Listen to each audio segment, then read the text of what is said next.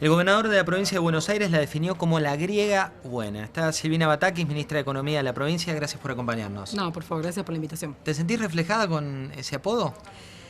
Trabajamos todos para hacer lo mejor posible en el gabinete y bueno, creo que todos estos años hemos demostrado que pudimos llevar la provincia adelante, pero creo que lo mejor de todo el gabinete es que el gobernador nos hace trabajar en equipo. Y bueno, lo de griego, sí, los orígenes míos son griegos, tengo un abuelo griego y un abuelo alemán. Y bueno, uno trata de encontrar también, encontrar la cultura argentina en esas raíces que tenemos y tratar de hacer una fusión y tener una identidad argentina. Creo que a todos los argentinos nos pasa un poco eso. ¿Cómo llegaste al ministerio, digamos? ¿Cuál fue la primera vez que conociste al gobernador? Yo empecé trabajando con Nicolás Scioli en la Autoridad Ambiental de la provincia de Buenos Aires porque bueno, tengo una especialidad en economía ambiental y empecé trabajando en economía ambiental en la provincia de Buenos Aires y en energías alternativas, energías renovables. Y ahí es cuando empieza mi vínculo con el gobernador y después estuve trabajando en el Ministerio de Economía como jefa de asesoras, como subsecretaria y bueno, ya ahí sí el gobernador tenía un vínculo conmigo y finalmente en el periodo último de gestión del gobernador ya asumo como ministra desde el primer día. Hoy estamos en pretemporada de las PASO y hay muchos que aspiran a ser ministros de Economía. ¿Esa sería tu máxima aspiración hoy? No, la verdad que no. Yo creo que uno tiene que tratar de aportar desde el mejor lugar que le toque lo mejor para la gente. Nosotros, yo siempre digo, cuando yo estudiaba economía, la verdad que el sueño de nosotros los que estudiábamos, en ese momento éramos 15 nada más estudiantes de economía, y era tratar de hacer cosas para la gente, ¿sí? Me parece que esa es la mayor aspiración que tenemos y también es una gran responsabilidad y tenemos que honrar esa responsabilidad también. Lo que el gobernador diga yo voy a cumplirlo, voy a hacerlo y voy a tratar de dar lo mejor de mí como hice todos estos años. ¿Pero te gustaría ser ministra de Economía eventualmente de una presidencia de Scioli? Creo que primero que es una definición que él tiene que dar, ¿sí? Y obviamente que es una responsabilidad muy grande, me honraría, yo estoy muy honrada y orgullosa de haber sido ministra de Economía de la provincia, algo que por ahí uno no soñaba. Nosotros hacíamos un chiste con una compañera de estudio en la facultad que decíamos, bueno, nos decíamos licenciada, ¿no? Pero además de eso decíamos, ¿por qué nos hacen estudiar para ministros cuando algunos pocos estudian? Y finalmente, cuando me recibí, volvimos a hablar con esta compañera de estudio y digo, tienen que seguir estudiando para ser ministros por las dudas. Son aspiraciones por ahí que uno las ve como muy lejanas, pero uno tiene que prepararse, ¿sí? En el día a día uno tiene que prepararse porque puede pasar. ¿Y qué tenés en común con el actual ministro, con Axel Kicillof? Yo creo que miramos la economía al servicio de la gente. Creo que Axel eso lo tiene muy presente de las charlas que hemos tenido y creo que eso hace también que estemos en este movimiento, ¿sí? Y pensando en una economía peronista para la gente. En los periodos peronistas siempre se pensó la economía a favor de la industria nacional y a favor de generar empleo, ¿sí? Y eso es creo lo que nos caracteriza y nos pone en común, en una agenda en común. Sin embargo, hay algo que te une a Macri, que es Boca Juniors. Bueno, ¿qué va a ser? ¿Es lo único que te une a Macri? No, pero también pensá que el gobernador es de Boca, Zanini es de Boca, Julián Domínguez es de Boca, somos muchos los que somos de Boca. Te tocó en su momento también ser la griega mala, por citar al gobernador. Digo, me acuerdo hace un par de años, hace más de 3 años, donde el gobernador mismo salió a defender la gestión de la economía de la provincia y en su momento quienes lo cuestionaban son quienes hoy están en su propia fórmula. ¿Cómo fue esa etapa y la transición al hoy? El gobernador, primero que nunca es quejoso, ¿sí? Y nosotros apenas asumimos, él lo que nos pidió es que pongamos la provincia al servicio de la industria, lo que yo te comentaba, tratar de tener toda una estructura tributaria que estuviese al servicio, que fuese proproductiva, que fuese proempleo y que fuese progresiva, ¿sí? Todas esas reformas de estar al servicio de la industria nacional, en particular la provincia de Buenos Aires, de atraer inversiones, costó mucho tiempo implementarla, pero a la vez también los resultados se van como viendo a lo largo del tiempo. Las cosas no son inmediatas. Yo me acuerdo, una vez escuchaba en la radio, que vos estás a la mañana, que mencionaban un libro respecto de la ansiedad que tienen las sociedades en el mundo y decían que Argentina estaba en el lugar número 5 en el mundo y primero en Latinoamérica. No recuerdo ahora el autor del libro, pero que lo mencionaron ustedes, y digo, nosotros los argentinos deberíamos también tratar de ver que las cosas llevan una madurez, ¿sí? Llevan tiempo procesarlo. Y creo que faltó eso, esperar a que decante y que se vean los resultados de todo aquello que el gobernador quería implementar, que lo pudo implementar finalmente y que ahora estamos viendo los resultados. Que hoy tengamos el triple de parques industriales de lo que teníamos antes. Que de la producción industrial, cuando el gobernador asumió, la provincia de Buenos Aires producía el 55% y hoy se produce el 60%, habla a las claras pruebas de que la visión de mediano y largo plazo que tenía el gobernador para la provincia de Buenos Aires era la correcta, ¿sí? ¿Y O la también presión el equilibrio. tributaria, digo, no es récord hoy la presión tributaria? ¿Te parece bien que así sea? Yo, en primer lugar, siempre digo, los países que no cobran impuestos no tienen destino. Si vos mirás los países más pobres del mundo y los más inequitativos, son los países que menor presión tributaria tienen. Yo creo que hay un espacio fiscal que uno tiene que saber aprovechar para que el Estado esté presente y para que conduzca y para que lidere, ¿sí? Nosotros le decimos una reforma tributaria que nos llevó distintos años a hacerla, y lo que se hizo fue distribuir la carga tributaria y concentrarla en los actores de más altos ingresos de la provincia. En cualquiera de los tributos vos vas a ver esa característica. Cuando mirás la economía a nivel nacional, ¿qué es lo que más te preocupa? Creo que a todos los economistas nos preocupa el tema de la inflación, ¿sí? Pero el tema de la inflación necesitamos resolverlo también, creo, con una mirada de mediano y largo plazo. Argentina hace años que no puede resolver, que ha buscado distintos elementos para resolver el tema de la inflación, y nosotros necesitamos resolverlo, pero con una mirada de mediano y largo plazo, y que por supuesto no enfríe la economía, así que nosotros siempre estemos pensando en el Estado hacia los más vulnerables, así que más lo necesitan, y siempre generando empleo. Una vez que nosotros podamos resolver ese camino del desequilibrio que tiene nuestra economía productiva, ahí vamos a poder emprender el tema de la inflación y vamos a poder proyectar una macroeconomía con estabilidad y con mayores posibilidades de inversión todavía, porque la estabilidad es lo que hace a una decisión de inversión. Se intentó durante los últimos años especificar la manera en la cual piensan los ahorristas, sin embargo hoy la venta de dólar ahorro sigue siendo récord. ¿Por qué? Los argentinos siempre tuvimos una conducta de mirar mucho el dólar, a diferencia de todo lo que es Latinoamérica y de otros países, ¿sí? Y va a ser un cambio cultural muy fuerte poder instalar eso. Nosotros tenemos que volver a confiar en nuestra moneda. Se están haciendo todas las cosas para que esto suceda, desde el Banco Central, desde el Ministerio de Economía, pero va a llevar años. Estos cambios culturales llevan muchos años. Los sociólogos, los filósofos dicen que los cambios culturales pueden llevar entre 50 y 100 años. Lo que no podemos hacer es bajar los brazos. Si nosotros tenemos que emprender eso, por más que sepamos que va a ser un logro que lo van a disfrutar otros, que es lo mismo que hacemos en la provincia de Buenos Aires. Nosotros el año pasado acabamos de firmar algunos créditos internacionales con el BID, con el Banco Mundial, con la Corporación Andina de Fomento, y sabemos que nosotros no vamos a ver los logros de esos créditos, pero son logros que van a recibir la gente, beneficios que va a recibir la gente de la provincia de Buenos Aires, y que seguramente la cinta la va a cortar otro gobernador del espacio, y nosotros eso nos pone contentos. Tenemos que luchar por eso. ¿Qué diferencias ves de modelo entre lo que ustedes proponen y lo que propone Macri? Bueno, Macri estaba, ayer se conocieron por ahí algunas entrevistas de algunos economistas del sector, y claramente están pensando en hacer un ajuste. Nosotros pensamos que el ajuste es lo peor que le puede pasar a la economía argentina, y de hecho ya pasó, y lo estamos viendo en Grecia, ¿no? Y en otros países de Europa, pero hoy Grecia, si se quiere, está al tope de los ajustes que se están pidiendo. Y eso no es la solución. Nosotros en Provincia de Buenos Aires reformamos toda una estructura tributaria y logramos tener equilibrio fiscal, equilibrio financiero, sin represión salarial. Todo lo contrario, te diría yo. Los salarios en la provincia de Buenos Aires, los salarios públicos, representaban 5% del Producto Bruto, y hoy representan casi el 8% del Producto Bruto.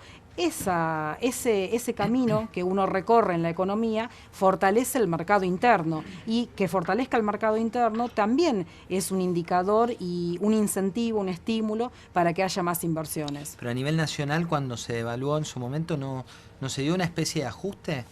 Mira, el otro día lo estábamos estudiando nosotros en el Ministerio, ¿no? Desde 1940 hasta acá, 75 años, hubieron 48 devaluaciones que fueron del 20% o superior.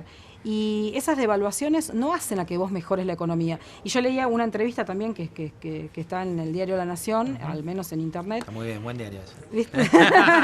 Del presidente de Aluar. Y el título que ustedes le pusieron a esa nota fue algo así como que los empresarios no pueden estar pidiendo la solución en las devaluaciones. Sí, de Madanes Quintanilla. Exacto. Javier Madanes Quintanilla. Exacto. Y la verdad que me pareció muy interesante que un empresario, y sobre todo de ese sector, esté pensando en esto. Nosotros necesitamos soluciones de fondo a los temas. No podemos pensar en soluciones mágicas, ¿sí? No se soluciona todo con una devaluación.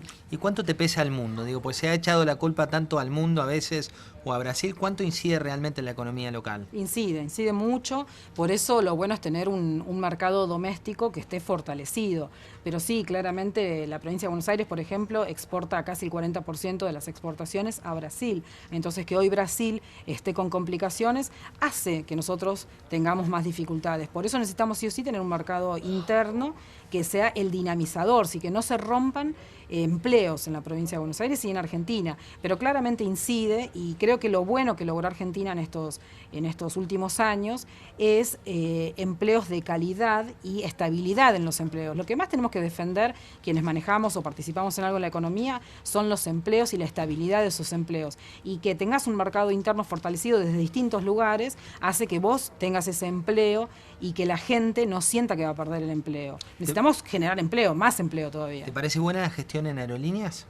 Sí, sí, pero además, primero que uno cuando compara distintas aerolíneas en el mundo, vos podés agarrar los balances de las distintas aerolíneas en el mundo, y Aerolíneas está en la mitad de la tabla en cuanto a los costos, en cuanto a la cantidad de empleados por pasajero, etcétera. Pero al margen de esa mirada, yo creo que uno tiene que tener una mirada un poquito más amplia y entender que en Argentina se necesita conectividad y que la conectividad no tiene valor. Sería interesante por ahí que alguien pudiese ponerle un valor pecuniario a la conectividad y ponerla en el balance, pero bueno. Igual las pérdidas son por los vuelos internacionales y no tanto por el cabotaje, cuando uno mira el balance concretamente de aerolíneas. Sí, yo lo que digo es cuando vos tenés un empresario de Tucumán, ¿no?, que viene hasta Buenos Aires y que de Buenos Aires va a Europa porque quiere exportar limones, eso tiene un beneficio para el tucumano, ¿sí? Y tiene un beneficio para toda la región. Entonces, bienvenido sea, porque ese empresario tucumano va a dar empleo. Cuando se habla de regresividad en los pasajes y en el subsidio que tienen, me parece que es un poco miope mirarlo solamente en que si esa persona es de altos ingresos o no. Esa persona seguramente está consiguiendo mercados para tener más posibilidades y para tener mayores beneficios también, mayores utilidades, y está muy bien que eso sea, pero también para dar empleo. Me parece que nosotros tenemos que empezar a tener una mirada un poco más colectiva y más integral de todos los temas de la economía argentina. Hoy cuando miramos las reservas, estos 33.000 millones de dólares, hay como dos versiones muy encontradas. Una que dice que por poco no alcanza para nada y la otra que son récord. ¿Cuál es tu opinión? No, primero que todos los países cuidan sus reservas, ¿sí? Las administran con prioridades y bueno, uno establece esas prioridades para el beneficio del país. Obviamente que si tuviésemos más reservas sería mucho mejor, sería mucho más fácil y uno podría liberar prioridades, ¿sí? Pero ningún país del mundo rifa sus reservas, y en economía el primer principio que nos enseñan es que los recursos son escasos y las reservas también son escasas porque es algo que tiene un límite, ¿sí? Y si no tuviesen límite estaríamos hablando de una economía virtual, si no sería la economía en la que estamos viviendo todos los países del mundo. ¿Te definís como heterodoxa en términos económicos? Y las definiciones a veces son como engañosas, me parece, ¿no? Pero decís federal y peronista en tu Twitter. Sí, eso sí, sí, eso sí. Bueno, yo nací en Tierra del Fuego, viví en Gallegos, en Santa Fe, en el Chaco. Acabo de llegar ahora de pasear por Chaco y... Lo reencontraste a Coqui, que está por allá ahora. Sí, en realidad, bueno, me encontré con el candidato a gobernador, Pepo, y con el intendente de Tacopozo, que yo hacía 20 años que no iba. Y la verdad que creo que tenemos que conocer más nuestro país todos, y eso nos hace querer más cada uno de los lugares y entender cuáles son las necesidades y desde dónde se parte para las necesidades. Yo me acuerdo una vez, la presidenta en una asamblea legislativa, en la apertura de la asamblea legislativa, ella decía que se venía el periodo de la sintonía fina, ¿no? Y creo que tiene que ver con esto, ¿sí? Con saber que se resolvieron las cuestiones más inmediatas, más urgentes, y que uno tiene que ir a cada uno de los lugares y saber qué es lo que necesita ese lugar, cuáles son sus potencialidades, cuáles son los sueños de la comunidad y qué se puede desarrollar. Y si cuesta desarrollar algo, el Estado tiene que estar presente. Y eso nosotros lo hicimos en la provincia de Buenos Aires también. El equilibrio territorial, el desarrollo con equidad territorial es importante y es algo que el gobernador lo tiene muy presente. ¿Y qué pensás cuando se dice que en la provincia se hizo un ajuste más ortodoxo con impuestos y con esto? ¿No lo ves como algo real? No, para mí están completamente equivocados. Me parece que es una lectura muy simplista de lo que se hizo en la provincia, y por ahí el no querer escuchar lo que nosotros hicimos de parte nuestra y analizar todos los datos. Y nosotros, cuando hicimos un revalúo histórico después de 60 años, lo que menos nos pueden decir es que fuimos ortodoxos en esa política, ¿sí? Pensá que cuando la última vez que se había hecho un revalúo en Argentina había sido en la época de Perón, y los ingenieros que lideraban el proceso hoy figuran en la lista de desaparecidos, ¿sí? Para nada puedo coincidir con esa opinión de la provincia. ¿Y la relación con el campo, que fue tantas idas y vueltas o tantas contradicciones durante el último tiempo por parte del gobierno nacional, cómo la ves proyectada con un eventual gobierno de Daniel Scioli? En primer lugar, de diálogo, ¿sí? El gobernador siempre mantuvo el diálogo con todos los sectores, no solamente con el campo, pero bueno, en particular con el campo. Nosotros, antes de llegar a hacer el revalúo, teníamos reuniones todos los años para trabajar en la posibilidad de hacer el revalúo y bueno, finalmente vamos a la legislatura sin el consenso, nos hubiera encantado tener el consenso con el sector rural, pero bueno, llegamos sin el consenso, se hizo y quedó demostrado efectivamente que el 60% de los productores agropecuarios de la provincia, a partir de que se hace el revalúo, pagaban lo mismo o menos de lo que estaban pagando antes, ¿sí? O sea, el sistema fue totalmente progresivo y a partir de eso, muchos de la mesa de enlace, de las agrupaciones agropecuarias, nos dieron la razón en la reforma que nosotros queríamos hacer. A veces hay mucho temor, por eso el diálogo es súper importante. Lo único que uno creo que no puede perder nunca es el diálogo. Cuando se habla de Miguel Bain como eventual ministro de Economía, ¿qué te genera? No, para nada. Nosotros trabajamos en conjunto. El gobernador es una persona que además del diálogo escucha mucho.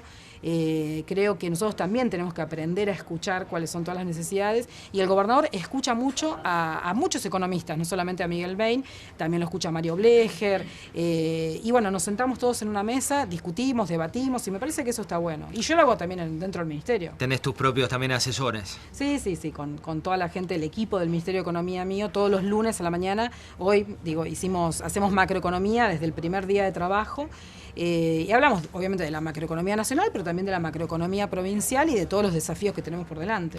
Cuando se habló de pobreza, el ministro de Economía dijo que le parecía un dato estigmatizante.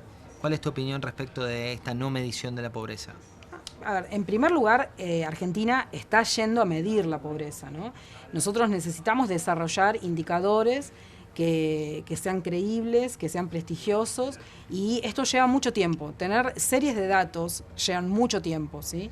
Y me parece que en eso también tenemos que bajar por ahí el nivel de ansiedad y lo importante también es que las políticas, tanto del gobierno nacional como de las provincias y los municipios, complementando lo que hace el gobierno nacional, apuntan a resolver los problemas más urgentes y más vulnerables. Nosotros de nuestro presupuesto provincial, el 70% del presupuesto está dirigido a los sectores más vulnerables de toda la población de la provincia de Buenos Aires. Y esto es lo importante, igualar oportunidades, ¿sí?